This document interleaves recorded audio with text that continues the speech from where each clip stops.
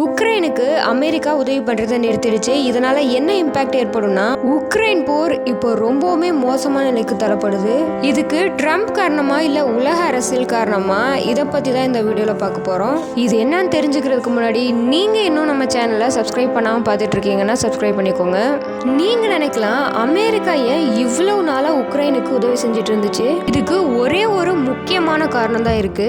உலகத்திலேயே மிகப்பெரிய army பவரா America தன்னை நிலைநிறுத்தி வச்சுக்கணும்னு நினைக்குது. அதனால ரஷ்யா மாதிரியான நாடுகள் பவர்ஃபுல்லான கண்ட்ரியா இருக்கக்கூடாதுன்னு சொல்லிட்டு அமெரிக்கா உக்ரைனுக்கு உதவி பண்ணிட்டு இருந்துச்சு. உக்ரைனுக்கு வெப்பன்ஸ் அண்ட் பண உதவிகள் அதிகமா செஞ்சுட்டு இருந்துச்சு. பட் இப்போ அமெரிக்கா உக்ரைனுக்கு ஹெல்ப் பண்றத நிறுத்திடுச்சு. அமெரிக்கா உலகத்திலேயே மிகப்பெரிய ஆர்மி சோர்ஸ் இருக்கக்கூடிய நாடு. ஆனா ஏன் இப்போ ஹெல்ப் பண்றதை நிறுத்திட்டாங்கன்னா, ட்ரம்ப் வந்துட்டு ரெண்டு முக்கியமான காரணங்கள் சொல்றாரு. ஃபர்ஸ்ட் ஒன் வந்துட்டு எக்கனாமிக் கிரைசிஸ், அதாவது பொருளாதார சிக்கல். அமெரிக்காவோட கடன் அளவு அதிகரிச்சிருக்கு, மக்களுக்கே நிதி உதவி குறைவா இருக்கு. அப்போ ஏன் வேற நாட்டுக்கு பணம் செலவழிக்கணும்னு நினைக்கிறாங்க. இதனாலதான் ட்ரம்ப் அண்ட் அவரோட சப்போர்ட்டர்ஸ் உக்ரைனுக்கு பணம் கொடுக்கறத நிறுத்திடலான்னு சொல்லிட்டு முடிவு பண்ணியிருக்கிறாங்க. ரெண்டாவது காரணமா ரஷ்யாவோட சமாதானமா போறதுக்கான வழி. ட்ரம்போட கணிப்பு என்னன்னா, நம்ம உதவி பண்றதை நிறுத்திட்டா ரஷ்யா உக்ரைனுக்கு எதிராக இன்னும் வலுவா போராடும். பட் அதே நேரத்துல ரஷ்யா ஒரு அளவுக்கு மேல சோர்ந்து போயிட்டு சமாதானமா பேச வரலாம்னு சொல்றாரு. உக்ரைனுக்கு நிறைய உதவி கொடுத்துட்டே இருந்தாலும் போர் தொடர்ந்து நடந்துட்டே தான் இருக்கு. ஹெல்ப் பண்றதை நிறுத்திட்டா போர் சீக்கிரமாவே முடிவுக்கு வரும் அப்படின்னு ட்ரம்ப் நினைக்கிறாரு. அமெரிக்காவோட உதவி இல்லாம உக்ரைன் என்ன செய்ய முடியும்?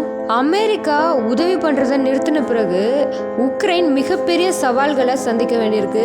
இதனால என்ன இம்பாக்ட் ஏற்படும்னா, ஃபர்ஸ்ட் ஒன் வந்துட்டு ரஷ்யாவோட தாக்குதல் இன்னும் அதிகரிக்கும். அமெரிக்காவோட ஆதரவு இல்லைன்னா உக்ரைன் ராணுவத்துக்கு மிகப்பெரிய பின்னடைவா இருக்கும். ரஷ்யாவுக்கு இது ஒரு பெரிய வாய்ப்பா இருக்கும்.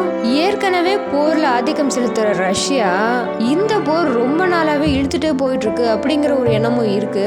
ரஷ்யாவோட தாக்குதல் இன்னும் கடுமையா இருக்கும். முக்கியமான நகரமான மரியுபோல் கிழக்கு உக்ரைன் அடுத்த இலக்கா மாறும். யூரோப்பின் முக்கிய நாடுகள் இப்போ யோசிக்க வேண்டிய கட்டாயமா இருக்கு. அமெரிக்கா இப்போ உக்ரைனுக்கு உதவி பண்ணாம போயிடுச்சுன்னா நாட்டோ அண்ட் யூரோப்பின் முக்கியமான நாடுகள் உதவி பண்ணுமா? ஜெர்மனி, பிரிட்டன், பிரான்ஸ் போன்ற கண்ட்ரிஸ் இப்போ பெரிய முடிவு எடுக்க வேண்டிய நிலைமை ஏற்பட்டிருக்கு. அவங்க தொடர்ந்து உதவி செஞ்சுட்டே இருந்தா போர் நீடிக்கிறதுக்கு வாய்ப்பு இருக்கு. அப்படி உதவி பண்ணலனா உக்ரைன் மிகப்பெரிய பின்னடைவை சந்திக்க போகுதுன்னு அர்த்தம். உக்ரைனோட ஆர்மி சோர்ஸ் குறைஞ்சிட்டே வருது. போர் ஒரு முடிவுக்கு வரும் சுச்சுவேஷன்ல செலன்ஸ்கி ஒரு முக்கியமான முடிவு எடுக்க வேண்டியதா இருக்கு. உக்ரைன் சமாதான பேச்சுக்கு தயாராகணுமா, இல்லனா உள்நாட்டு போர்க்களத்தை மேலும் வலுப்படுத்தணுமா? நீங்க என்ன நினைக்கிறீங்கிறத கமெண்ட்ல சொல்லுங்க. டெய்லி அப்டேட்ஸ்க்கு சேனலை சப்ஸ்கிரைப் பண்ண மறந்துடாதீங்க.